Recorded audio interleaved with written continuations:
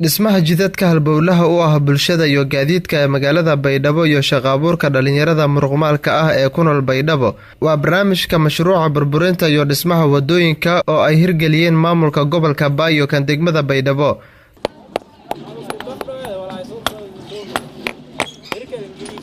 halkan waa mid ka mid ah wadooyinka ugu muhiimsan magaalada Baydhabo waxaa ka soconaya dhismaha mashruuca wadooyinka magaalada Baydhabo oo muddooyinkii u dambeeyay si aad loogu dareemay gudaha magaalada Baydhabo. mashruucan ayaa waxaa fulinaya maamulka gobolka Baayo sidoo kale degmada Baydhabo.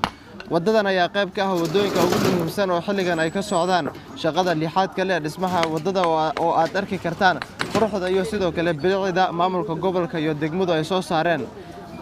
dhismaha wadadan waxay fursad u noqotay qaar ka mid ah dhalinyarada muruqmaalka ah waxaana xilligii subaxii hore ay u soo shaqo tagaan dhismaha wadooyinka Baydhabo oo mashruucaasi ay fulinayo maamulka gobolka iyo sidoo kale maamulka degmada Baydhabo. qaar ka mid ah dhalinyarada ku nool magaalada Baydhabo oo muruqmaalka ah oo subax kasta u soo shaqo tagaan dhismaha wadooyinka Baydhabo ayaa telefishinka Janaawka ugu warbixiyay sida shaqadu ay tahay iyo sida ay u arkaan waxaana ay sheegeen in tani ay fursad u tahay ayna u baahan yihiin in mashruucyada kala duwan oo dhalinyarada fursad looga abuurayo ay ka wada faa'iideystaan. xilligan waxaan ku dhex jira qaar ka mid ah dhalinyarada ee ku howlan dhismaha wadooyinka Baydhabo sidoo kalena ay ka faa'iideyaan in muruqooda ay ugu deeqaan dhismaha jidadka magaalada Baydhabo. waxay la hadleen telefishinka Janaawka. magacay wali waa Maxamed Mursalo maana jidkin la ilaa arday shaqa doon la ina shaqa abuur ilaa ardayna nin ku samee isku shaqaysadahayn shaqayga inuu ku qaadahayn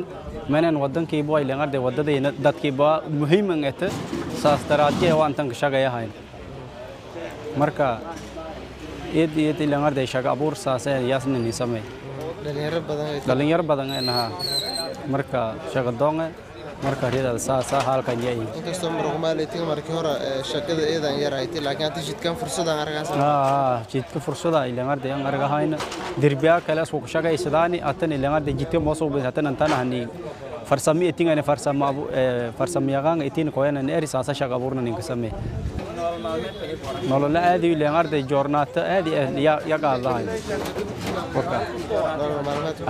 nolol maalmeed okay waay okay anoo maaleero maxaa Abdullaahi oo ku mid dhalinyarta oo jiitay dhisayaan maasha Allah kulay si magaalada in badan isin qardan may buu kulay wadada oo ishbid galaasi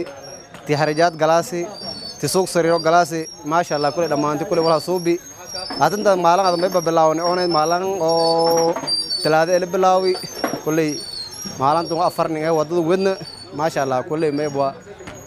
in badan ku faa'iideysan oo mashruucan nin qabadi oo kulay shaqo abuurku walba waan ku faa'iidni maasha Allah kulay mayba magaalada shaqo jarta shaqo oo ay dhisme jarta laakiin shaqada taan hayni oo shaqadii oo magaalada mayba isku hal ma tan oo mayba wala yar nafaqad leh waan horumarna leh bilacda magaalada kulay ya saaraayta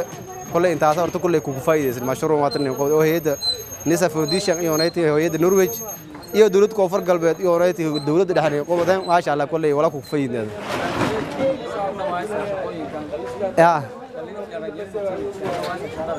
maasha Allah niyo kulay una tola qawaaqib oo shaqo ku aragnay majar kulay dadkii oo barnaamijyo ni wadan iyo unun kulay halqaad oo need filan oo dhaxay kulay waa tola qodada oo dhataan ma ku dheen kulay barnaamijka si filan ka bilaawday atin si filan igu soo atin may barajaan insha Allah intii ilaahay si filan intii dhamaan si dhamaasir كل مقالة بلادنا هو بلا ساتق وشقين هو بلا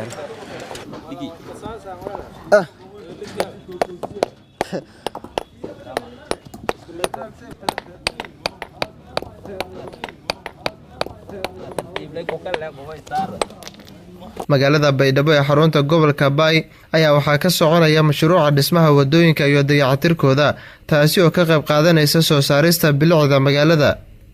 Cabdinaasir Musharraf telefishinka iyo raadiyaha dawladda Puntland magaalada Baydhabo.